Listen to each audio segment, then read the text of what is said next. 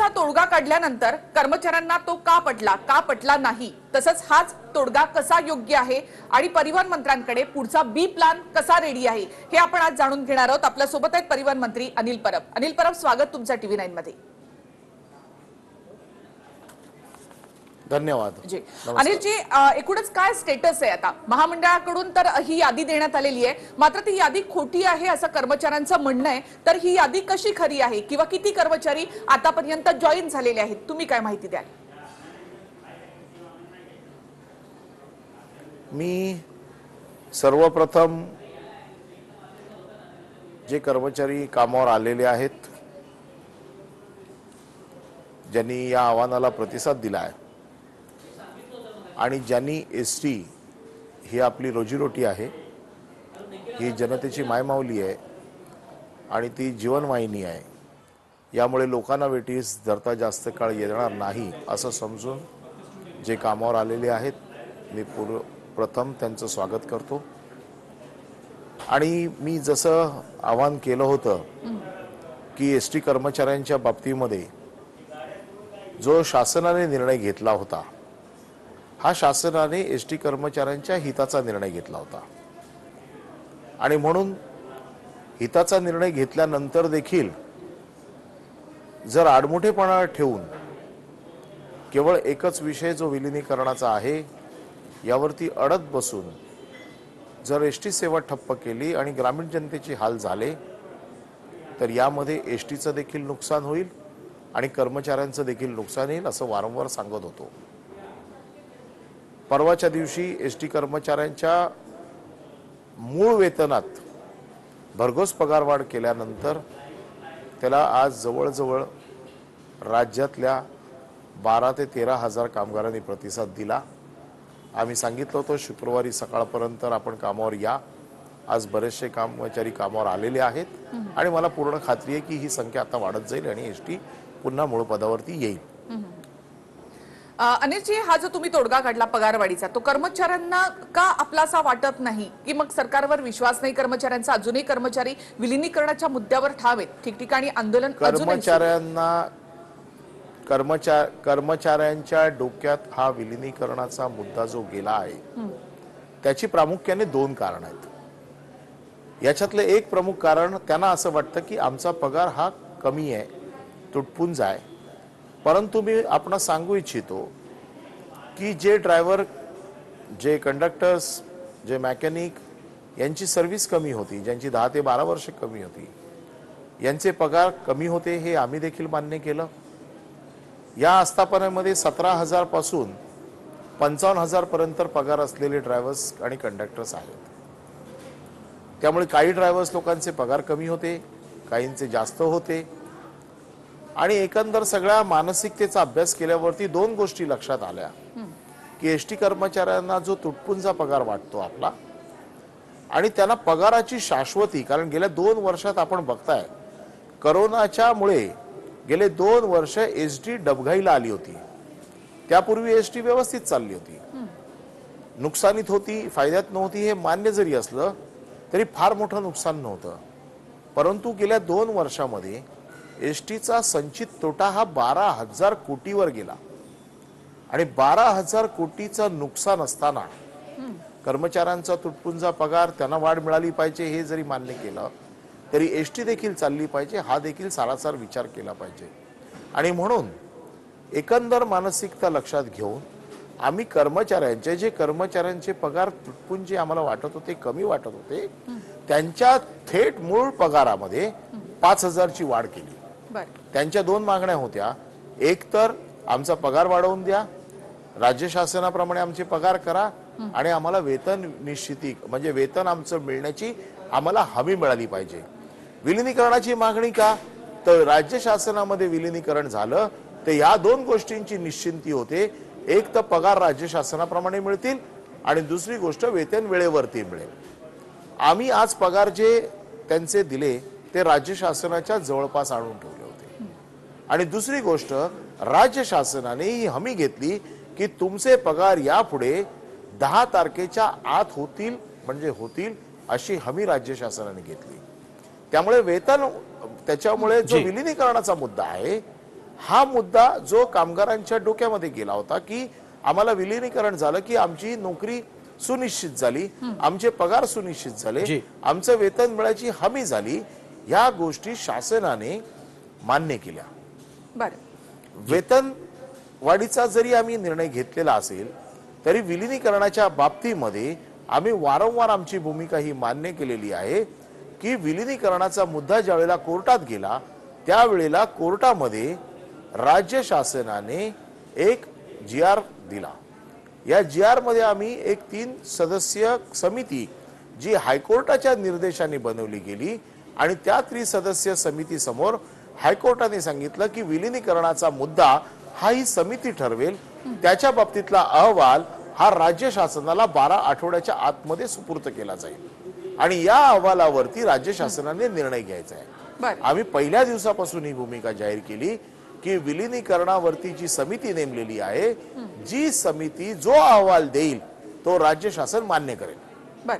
जर उद्या विलीनीकरणाचा मुद्दा राज्य शासनाला जर समितीने सांगितलं की विलीनीकरण झालं पाहिजे तर आम्ही ते मान्य करू असं आम्ही सांगितलं. परंतु 12 आठवड्यापर्यंत काय करायचं? 12 आठवडे ह्या समितीचा निर्णय यायला लागणार आहे. 12 आठवडे संप चालू द्यायचा का? 12 आठवडे महाराष्ट्रातल्या जनतेला त्यांच्या मूलभूत सेवेपासून दूर ठेवायचं का? ज्या ग्रामीण भागाची नाळ एसटीने जोडली जाते, ज्या ग्रामीण भागात एसटी शिवाय पर्याय नाही, गाव तिथे एसटी हे आमचं धोरण आहे, प्रत्येक गावात आमची एसटी जाते.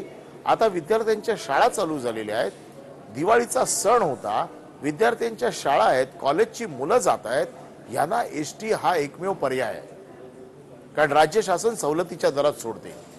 हे सगळं सहन करून आम्ही एसटीच्या कामगारांना पर्याय दिला की विलीनीकरणाचा मुद्दा ज्या वेळेला येईल तेव्हा येईल, त्या बाबतीत समिती जो निर्णय घेईल ते राज्य शासन मान्य करेल. आम्ही वेतनवाढीचा पर्याय तुमच्या समोर ठेवतो आणि भरघोस वेतनवाढ देतो. आज ज्या कामगाराला असं वाटत होतं माझं पगार तुटपुंजे आहेत आणि त्यांची दुसरी मागणी होती बाहेरच्या राज्यांमध्ये जे पगार दिले जातात त्याच्या आसपास आम्हाला पगार मिळाले पाहिजेत आणि म्हणून आम्ही ज्या कामगारांना 10 वर्ष पूर्ण झाली नव्हती त्या कामगारांना साधारण 17,395 वेतन होतं. त्या कामगारांच्या पगारामध्ये आम्ही 5,000 रुपये मूळ वेतनात वाढ दिली आणि तो पगार आता 17,080 म्हणजे त्याचा एकंदर पगार हा 24,515 झाला, जो बाकीच्या राज्यांच्या बरोबरीने किंबहुना काही राज्यांच्या पुढे आहे. आम्ही करारामध्ये राज्य शासनाप्रमाणे DA देतो, आम्ही करारामध्ये राज्य शासनाप्रमाणे HRA देतो, आम्ही कराराप्रमाणे त्यांना मान्य केलंय की तुम्हाला इन्क्रिमेंट देऊ. राहिला प्रश्न फक्त होता मूळ वेतनाचा. त्या मूळ वेतनात देखील आम्ही भरीव वाढ केली आणि या कामगारांना यावेळेला दिलासा दिलेला आहे आणि बाकीच्या राज्यांच्या बरोबरीने एसटी कर्मचाऱ्यांचे पगार आणून ठेवलेले आहेत आणि त्यावरही काही राज्यांपेक्षा पुढे आमचे पगार आहेत. अनिल परब असताना देखील केवळ एका शब्दावरती जिथे हायकोर्टाने आम्हाला जे सांगितलेलं आहे की 12 आठवड्याच्या मध्ये निर्णय घ्या, आम्ही हायकोर्टाच्या आदेशाचं उल्लंघन करू शकत नाही. म्हणून जी टीका होत होती एसटी वरती की राज्य सरकार काहीच करत नाही, राज्य सरकार काहीच करत नाही, राज्य सरकार संप चिघळवते आणि म्हणून आम्ही 2 पावलं पुढे आलो. आम्ही हा पर्याय कामगारांच्या समोर ठेवला. काही कामगारांनी तो मान्य केला, काही कामगार विलीनीकरणाच्या मुद्द्यावर अजूनही अडून बसलेले आहेत. विलीनीकरणाचा मुद्दा हा हायकोर्टाने दिलेल्या समितीच्या समोरच त्याचा निर्णय होईल. त्यामुळे 12 आठवडे संप लांबवता येणार नाही.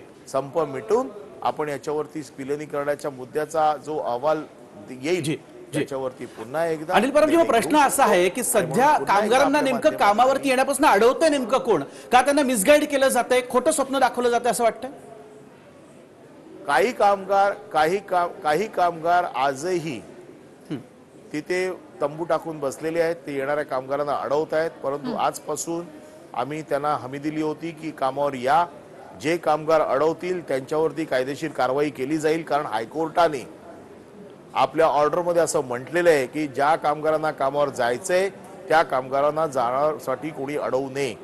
जे कामगार येणाऱ्या कामगारांना अडवतील त्यांना कडक कारवाईला सामोरं जावं लागेल.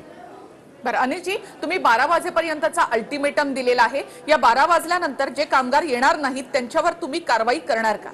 कारवाई सुरू होणार आजपासून. आम्ही 12 वाजता बारा वाजल्याच्या नंतर किती लोक कामावर येत आहेत, किती लोक कामावर येण्यासाठी उत्सुक आहे, या सगळ्यांची यादी तयार होते आहे आणि ही यादी बघितल्यानंतर याच्या पुढच्या कारवाईचं स्वरूप ठरवलं जाईल. नवीन भरती तुम्ही करणार का यामध्ये? नाही, यामध्ये आमच्यासमोर वेगवेगळे अनेक पर्याय आहेत. हे कामगारांच्या प्रतिसादावरती आता अवलंबून आहे की कुठला पर्याय आम्ही वापरायचा. बरं, या बाबतीमध्ये एसटीच्या बाबतीमध्ये एसटी ही जशी आमचं कामगारांना दायित्व आहे तसंच आमचं जनतेला देखील दायित्व आहे. त्यामुळे जनतेची गैरसोय होणार नाही याची देखील काळजी राज्य शासनाला घ्यायची आहे आणि त्यामुळे जे आम्हाला शक्य होतं त्याच्या बाहेर जाऊन एसटी कर्मचाऱ्यांसाठी आज आम्ही जे केलं आहे याला कामगारांनी प्रतिसाद द्यावा अशी माझी विनंती आहे. म्हणजे अनिलजी, एकूणच तुमचा बी प्लॅन तयार आहे? नक्कीच राज्य शासन म्हणून आम्हाला प्रत्येक गोष्टीची तयारी करून ठेवावी लागते आणि त्या दृष्टिकोनातनं एसटी चालू करण्याच्या दृष्टिकोनातनं राज्य शासन आता सज्ज झालेलं आहे आणि जो कामगारांना आम्ही पर्याय दिला होता कामगारांनी तो स्वीकारावा. यामध्ये कुठल्याही कामगाराचं नुकसान झालेलं नाही, कुठल्याही कामगाराचं आम्ही नुकसान होऊ देणार नाही. परंतु मी वारंवार सांगतोय, तुटेपर्यंत ताणू नका. कोणी आपल्याला भडकवत असेल तर त्यांच्या भडकवण्याला आपण बळी पडू नका. त्याचं कारण असं आहे, नुकसान भडकवणाऱ्याचं होत नाही, नुकसान एसटीचं आणि एसटी कर्मचाऱ्यांचं होतंय. बरं, भडकवण्याच्या या मुद्द्याकडे येते मी अनिलजी. मात्र एक महत्वाचा प्रश्न एसटी कर्मचाऱ्यांकडनं तुमच्यासाठी आहे की समजा समितीचा अहवाल हा जर निगेटिव्ह आला, विलिनीकरण करू नका असा अहवाल आला, तर मग सरकार काय करणार आहे? या बाबतीत वेगवेगळे पर्याय आहेत. एक तर त्यांची करार पद्धती आहे. या करार पद्धतीमध्ये त्यांना वाढ मिळते कारण महामंडळाची जी 55 महामंडळ आहेत या 55 महामंडळांना वेगवेगळे जे निकष लागलेले आहेत. जी महामंडळं आर्थिक क्षमतेने मजबूत आहेत, ज्यांची आर्थिक क्षमता राज्य शासनाचं वेतन देण्याची आहे, त्यांना कॅबिनेटच्या निर्णयाप्रमाणे त्यांना शासनाचं वेतन लागू केलेलं आहे. या कर्मचाऱ्यांच्या मागणीचा एक दुसरा अर्थ निघतो की 7व्या वेतन आयोगाप्रमाणे यांना पगार मिळाले पाहिजेत अशी त्यांची एक साधारण मागणी होती. आताचे पगार आणखीन राज्य शासनाच्या 7व्या वेतन आयोगाचे पगार याच्यामध्ये जी काही चर्चा करायची आहे, कुठलाही प्रश्न चर्चेतनं निघू शकतो. जसा परवाच्या दिवशी चर्चेतनं प्रश्न निघाला तसं याच्या पुढे जर समितीचा अहवाल जसा येतो त्याप्रमाणे निर्णय घेतला जाईल. आम्ही कुठल्याही गोष्टीला आतापर्यंत नकारात्मक प्रतिसाद दिलेला नाही, आम्ही सकारात्मकच प्रतिसाद दिलाय. परंतु हट्ट करून एसटीचं नुकसान करून जर कोण राज्य शासनाशी जर लढत असेल तर राज्य शासनाला देखील आपली भूमिका कठोर करावी लागेल. नक्की. अनिल परबजी, यात एक महत्वाचा प्रश्न आहे की भाजप सुरुवातीला इतकी आक्रमक होती आणि आंदोलनकर्त्यांच्या सोबत असलेली आपण बघितली, त्यानंतर अचानक मात्र भाजपनं माघार घेतली. मुळात विलिनीकरण हे सहज शक्य नाही हेच एकूण ठाऊक होतं भाजपला सुरुवातीपासूनच आणि त्यानंतर त्यांनी या लढ्याला पाठिंबा दिला असं एकूणच वाटतंय का? काय नेमकं बोलणं झालं देवेंद्र फडणवीसांशी? काय समजावलं नेमकं? सुरुवातीपासून त्यांना हे माहित होतं. आपण त्यांचे जे माजी अर्थमंत्री होते सुधीर मुनगंटीवार यांची व्हिडिओ क्लिप मी देखील बघितली. त्यांनी देखील हे मान्य केलं होतं की विलिनीकरण शक्य नाही म्हणून. पण आम्ही असं म्हटलेलं नाही, आम्ही समितीच्या अहवालावर सोडलेलं आहे. समिती जो अहवाल देईल तो आम्ही मान्य करू. परंतु विलिनीकरण म्हणजे एका फक्त संस्थेचं विलिनीकरण होत नाही. ज्यावेळेला विलिनीकरणाचा नियम राज्य शासनाला घ्यावा लागेल त्यावेळेला त्या सगळ्या महामंडळांचा मिळून घ्यावा लागेल. त्याचं सगळं गणित, त्याचा सगळा अभ्यास करण्यासाठीच ही समिती नेमलेली आहे. याच्यामध्ये राज्य शासनावरती किती बोजा पडेल, किती महामंडळ आहेत, काय करावं लागेल, या सगळ्याचा अभ्यास ती समिती करेल. आणि म्हणून भारतीय जनता पक्षाचे जे 2 आमदार आहेत, ज्या आमदारांशी आम्ही चर्चा केली, ज्या आमदारांना मी हे समजून सांगितलं, त्यांना देखील हे पटलं, त्यांनी देखील हे मान्य केलं आणि त्यांनी हे देखील मान्य केलं की राज्य सरकारने आता दिलेले जे पैसे आहेत हे व्यवस्थित आहेत, चांगले आहेत, भरघोस पगार वाढ दिलेली आहे आणि म्हणून त्यांना ज्या वेळेला हे पटलं त्यावेळेला त्यांनी ह्याच्यातनं माघार घेतलेली आहे. या बाबतीत त्यांनी त्यांच्या वरिष्ठ नेत्यांशी देखील चर्चा केली आणि सगळ्यांशी चर्चा करून त्यांनी आपला निर्णय काल जाहीर केला की आम्ही या आंदोलनातनं माघार घेतोय. सुरुवातीला ते कामगारांच्या बरोबर होते.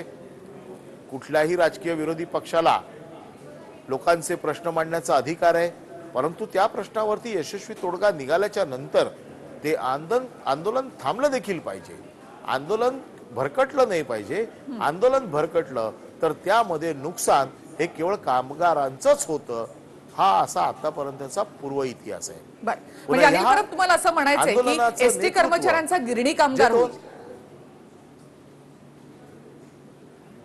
नाही, मी असं कोणाला उपमा देत नाही की त्यांचा गिरणी कामगार होईल का किंवा त्यांचं बाकी काय होईल का. मला याच्याशी काही मला माझ्या एसटीच्या कामगारांची चिंता आहे आणि एसटीच्या कामगारांनी वेळीच हे आंदोलन थांबवून कामावर आलं पाहिजे. येणाऱ्या अहवालाची काही दिवसात वाट बघितली पाहिजे. तो अहवाल आल्याच्या नंतर पुन्हा चर्चा करूया काय करायचं ते. परंतु आता तो अहवाल येईपर्यंत आम्ही काम करणारच नाही, ही भूमिका अतिशय चुकीची आहे. त्याचं कारण असं आहे, हायकोर्टाने दिलेला निर्णय राज्य सरकार तोडून कुठलाही निर्णय राज्य सरकार घेऊ शकत नाही. अनिलजी, ही तुम्ही अतिशय म्हणता की स्पष्ट ह्या गोष्ट आहे. यशस्वी असा हा आणि तोडगा त्यामुळे आहे, मात्र मग एसटी एसटी कर्मचाऱ्यांना हा तोडगा जो आहे हा संप फोडीचा, संप फुटीचं अस्त्र आहे असं नेमकं का वाटतं? की मग तुम्ही तुमचा तोडगा किंवा तुम्ही जो उपाय यावर काढलेला आहे तो पटवून देण्यात तुम्ही अपयशी ठरताय? नाही, काय त्यांच्या डोक्यामध्ये हा जो विलिनीकरणाचा मुद्दा जो गेलेला आहे याच्याबद्दल त्यांच्या मनात काही गैरसमज आहेत. मी वारंवार सांगतोय की याच्या बाबतीत चर्चा करण्यासाठी माझी कोणाशीही चर्चा करायची तयारी आहे. मी छोट्या छोट्या कामगारांशी बोललो, त्यांना बऱ्याचशा कामगारांना ह्या विलिनीकरणाचे फायदे तोटे काय आहे काही माहीत नाहीये, केवळ भडकवलेलं आहे. विलिनीकरणामुळे आपल्याला काय मिळणार आहे, विलिनीकरण नाही झालं तर आपल्याला काय होणार आहे, या सगळ्या गोष्टींचा याच्यामध्ये उहापोह करून त्या कामगारांना अजूनपर्यंत तो विषय शेवटपर्यंत पोचूच दिलेला नाहीये. बऱ्याचशा कामगारांशी मी चर्चा केली, त्यांना अजूनही विलिनीकरणाचे फायदे तोटे काही माहीत नाहीये. विलिनीकरण झाल्यावरती काय होणार आहे त्यांना फक्त एवढंच माहिती आहे, आमचे पगार वाढणार, आमचा पगार वेळेवरती मिळणार, आमची नोकरी जाणार नाही. या 3 गोष्टी त्यांना माहिती आहेत आणि या 3 गोष्टींची हमी तर राज्य शासनाने घेतलीच आहे. पगार वाढवून दिलेत, वेळेवरती पगार देण्याचं आश्वासन दिलंय, पुन्हा नोकरीवरती कमी करणार नाही याचं देखील आम्ही वारंवार आश्वासन दिलेलं आहे. त्यामुळे या व्यतिरिक्त त्यांचं काय होणार आहे याचा अहवाल त्या समितीच्या माध्यमातून येईल. पुन्हा त्याला राज्य शासनाप्रमाणे आम्ही त्यांचा डीए देतो, राज्य शासनाप्रमाणे त्यांचा एचआरए देतो, राज्य शासनाप्रमाणे त्यांचं इन्क्रिमेंट द्यायचं मी कबूल केलेलं आहे. म्हणजे त्यांच्या पगारामध्ये राज्य शासनाचे जसे पगार वाढतात तसे पगार वाढायची सोय आम्ही केलेली आहे. हे सगळं केलेलं असताना देखील, कारण मी बऱ्याच लोकांशी चर्चा केली त्यावेळेला माझ्या लक्षात आलं की त्यांना देखील हे गणित माहीत नाहीये. केवळ विलिनीकरण या एका शब्दावरती ते अडून बसलेले आहेत. त्यांनी पण विचार करावा की माझा पगार काल काय होता, या आजच्या सरकारच्या प्रस्तावामुळे माझा पगार काय होणार आहे, राज्य शासनामध्ये मला घेतल्यावरती माझे पगार काय असतील आणि राज्य शासनामध्ये गेल्यानंतर माझं काय होईल, या सगळ्याचा तुलनात्मक अभ्यास त्यांनी देखील करावा. आणि एसटीचं 12,000 कोटीचं नुकसान हे देखील डोळ्यासमोर ठेवावं. कारण एसटी आज 12,000 कोटीमध्ये आहे. आम्हाला एसटी चालवायची आहे, कारण आमची एसटी चालवणं ही आमची कमिटमेंट लोकांना आहे. शेवटी ग्राहक हे आमचं दैवत आहे. त्याने जर उद्या आमच्याकडे पाठ फिरवली, कारण आता माझ्याकडे जे काही रिपोर्ट्स येतात, कारण आरटीओचे रिपोर्ट्स मी बघत असतो, लोकांनी दुसरे पर्याय शोधायला सुरुवात केलेली आहे. बरेचसे लोक आज दुसऱ्या पर्यायाच्या मार्गाकडे वळलेले आहेत. बरेचशा लोकांनी गावाकडे मोटरसायकल विकत घेतलेले आहेत. बरेचसे लोक आज दुसऱ्या अवैध वाहतुकीकडे वळत आहेत. आणि जर एसटीचा माझा हा जर ग्राहक आमच्यापासून तुटला तर उद्या आम्हाला एसटीच्या बाबतीमध्ये काय करायचं हे राज्य सरकारच्या समोर प्रश्नचिन्ह उभं आहे. आणि म्हणून पुन्हा वारंवार मी हात जोडून विनंती करतोय की आपण कामावर या, आपलं ग्राहक आपल्यापासून तुटू देऊ नका. कारण ग्राहकाचा एक स्वभाव असतो, एकदा त्याला दुसरा पर्याय मिळाला तर तो परत आपली पाठ वळवत नाही, तो परत फिरून बघत नाही. आणि आपला ग्राहक हा आपला पॅसेंजर आहे, त्याच्याकडे कृपया दुर्लक्ष करू नका. उद्या हा ग्राहक जर आपल्यापासून तुटला तर आपलं प्रचंड मोठं नुकसान होईल. अनिलजी, या सगळ्यामध्ये आतापर्यंत तुम्ही कोणाकोणाशी इथे चर्चा केलेली आहे?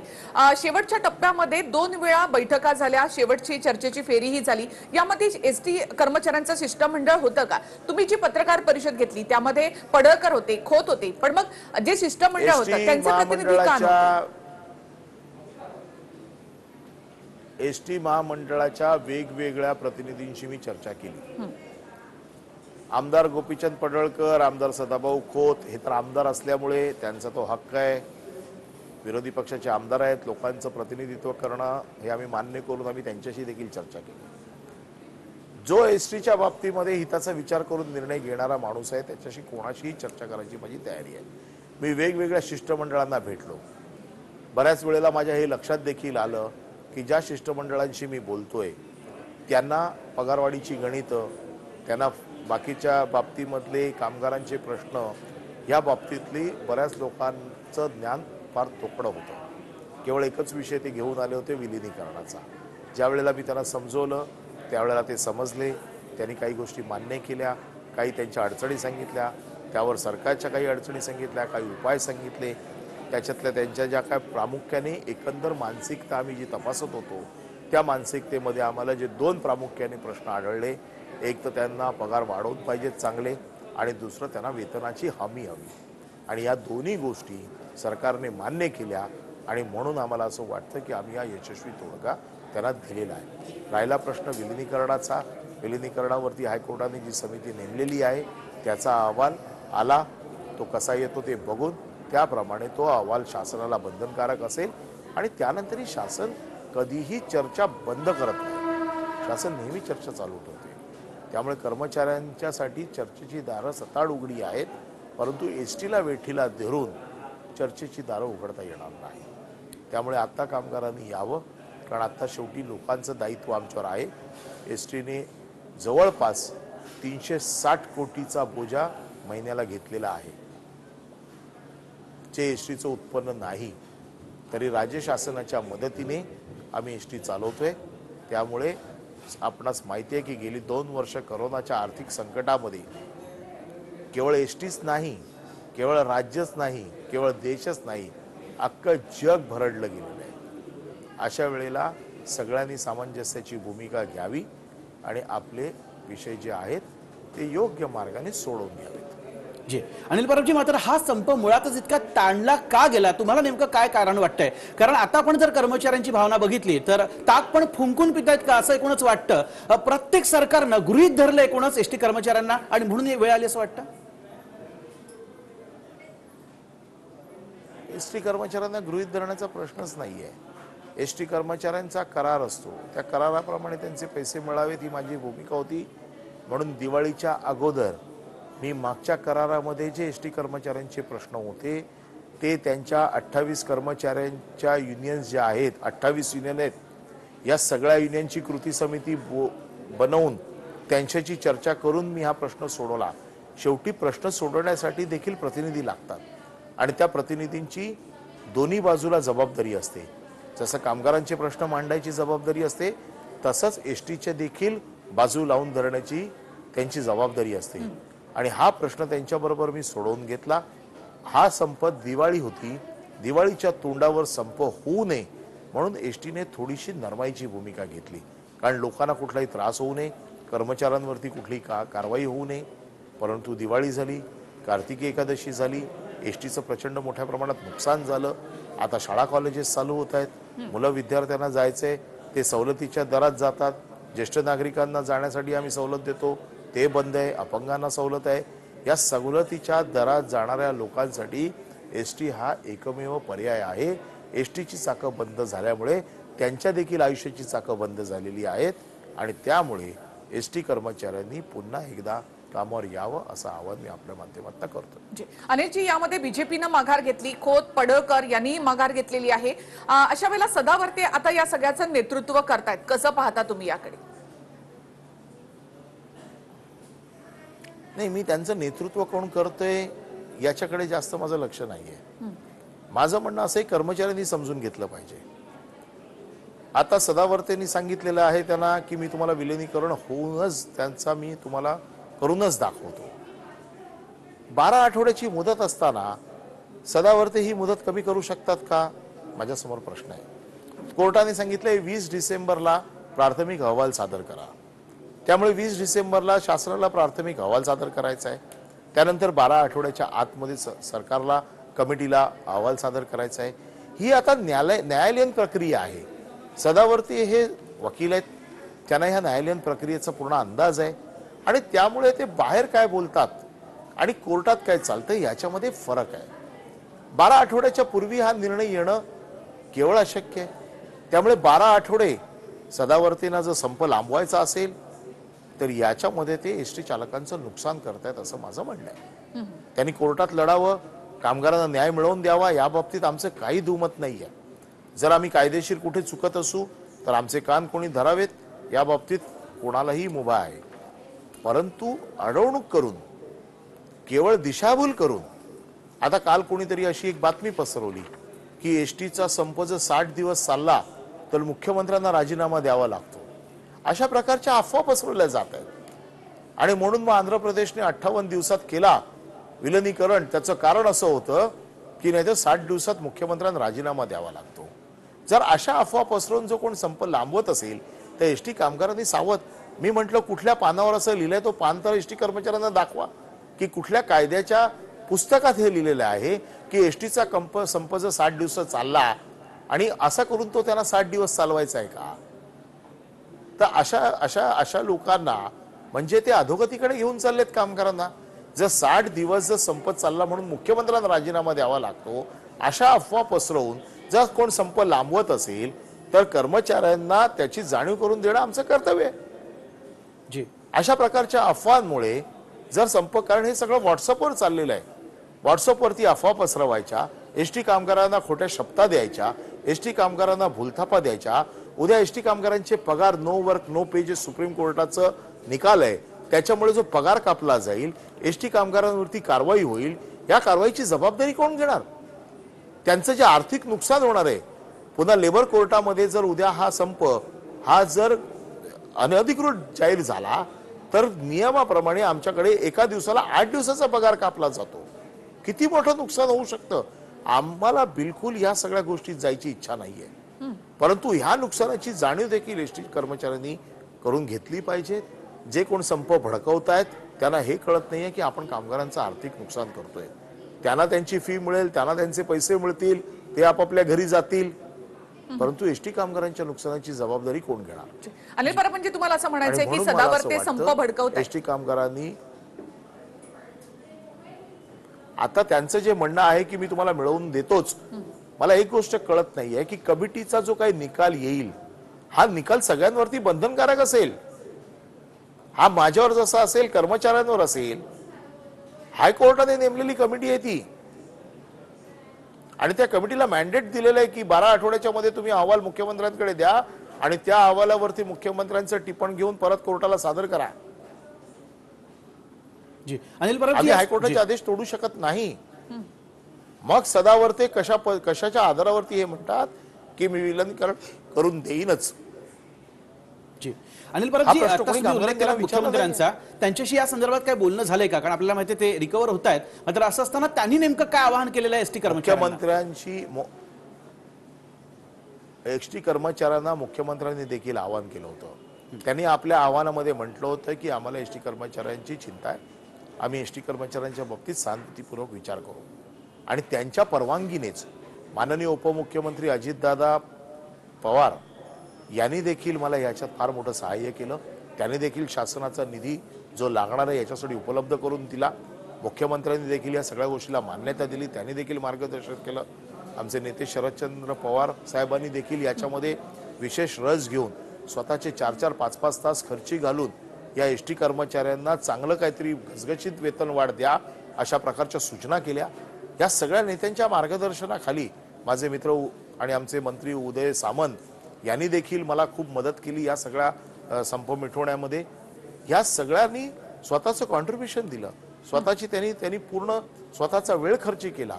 या सगळ्या गोष्टी करून या सगळ्या लोकांच्या मार्गदर्शनाखाली आणि सहकार्याने आम्ही एसटी कर्मचाऱ्यांच्या बाबतीत हा तोडगा काढलेला आहे. जी, अनिल परब जी, खूप महत्त्वाचा प्रश्न. चर्चा सगळी झालेली आहे आता, आणि आता चर्चा नाही, आता जर करायची झाली आणि अजूनही नाही ऐकलं तर कारवाई, या भूमिकेमध्ये आता शेवटी सरकार आलेलं आहे का? नाही, सरकारने नेहमीच कामगारांच्या या सहानुभूतीचं धोरण अवलंबलं आहे. ही जी पगारवाढ केली ही एस टी महामंडळाला शक्य नसताना देखील केवळ सरकारच्या आर्थिक सहाय्याच्या जोरावर ही केलेली आहे, एस टीची स्वतःची ताकद नसताना देखील. आणि म्हणून कामगारांनी या सरकारच्या कृतीला अनुमोदन द्यावं आणि कामावर यावं. शेवटी प्रशासन म्हणून आम्हाला बेशिस्त वागणूक खपवून घेतली जाणार नाही. तुमचा प्रश्न सुटलेला आहे. तुमच्या प्रश्नांवरती चर्चेची दारं कोणीही बंद केलेली नाही आहेत. विलिनीकरणाचा मुद्दा ज्यावेळेला समिती देईल त्यावेळेला त्याचा विचार करू काय करायचं ते. पण तोपर्यंत कामावर या, अन्यथा प्रशासन म्हणून आम्हाला कडक कारवाई करावी लागेल.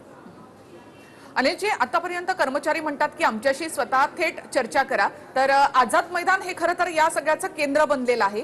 तर तुम्ही आझाद मैदानावर जाऊन तिथे कर्मचाऱ्यांशी बोलणार का? अहो, 1 लाख कर्मचाऱ्यांशी थेट चर्चा करणं हे शक्य आहे का? प्रत्येक वेळेला शिष्टमंडळ बदलत जाईल आणि प्रत्येक म्हणेल माझ्याशी चर्चा करा, हे शक्य आहे का? म्हणून आम्हीच सांगितलं तुमचे प्रतिनिधी तुम्हीच नेमवा आणि तुम्ही चर्चेला या. जे चर्चेला येतात ते पुढच्या वेळेला बदललेले असतात. जी, अशा परिस्थितीत कोणाशी चर्चा करायची? आणि म्हणून त्यांच्या आंदोलनाचं नेतृत्व करणारे जे 2 आमदार होते त्या आमदारांना सांगितलं की तुम्हीच प्रतिनिधी घेऊन या आणि आम्ही तुमच्याशी चर्चा करतो. कारण आझाद मैदानाच्या त्या आंदोलनाचं नेतृत्व गोपीचंद पडळकर आणि सदाभाऊ खोत हे करत होते आणि म्हणून त्यांच्याशी आम्ही चर्चा केली. आम्ही सदावर्तेंशी देखील चर्चा केली. आम्ही सदावर्तेंशी चर्चा केली नाही अशातलं नाही, परंतु तो एकच मुद्दा फक्त ते बोलून गेले की विलिनीकरणाच्या बाबतीत निर्णय घ्या. आणि विलिनीकरणाचा मुद्दा हा समितीच्या समोर असल्यामुळे या सगळ्या गोष्टींमध्ये आपल्याला थांबावंच लागेल हे आम्ही आपल्याला वारंवार सांगत आलोय. त्यामुळे प्रत्येक कामगाराशी चर्चा ही शक्य नाही. कामगारांचे प्रतिनिधीचं जे आंदोलन करत होते त्या सगळ्यांशी मी चर्चा केली. सदावर्तेंशी केली, गोपीचंद पडळकरांशी केली, खोतांशी केली. त्यांच्याशी चर्चा करून मार्ग काढला. सदावर्तेंचं तर विलिनीकरणाशिवाय दुसरा कुठलाही मुद्दा नव्हता आणि त्यामुळे विलिनीकरणाचा मुद्दा हा कोर्टाच्या समोर असल्यामुळे त्यांनी मला सांगितलं ॲडव्होकेट जनरलशी बोला. मी ॲडव्होकेट जनरलांशी बोललो. त्यांनी देखील मला हाच सल्ला दिला की कोर्टाच्या आदेशाने जी कमिटी झालेली आहे या कमिटीच्या माध्यमातूनच हा मुद्दा आपण सोडवू शकतो. आणि हे सगळं कायदेशीर मत घेतल्याच्या नंतर मी ज्यांच्याशी चर्चा करायची आहे त्या सर्वांशी चर्चा करून शेवटी या निर्णयाला आम्ही आलो. बरं, परिवहन मंत्री म्हणून अनिलजी तुमची भूमिका TV9च्या माध्यमातून आम्ही एसटी कर्मचाऱ्यांपर्यंत पोहोचवण्याचा प्रयत्न केलाय. आता एक शेवटचं आवाहन तुम्ही कर्मचाऱ्यांना काय कराल? तुमची भूमिका.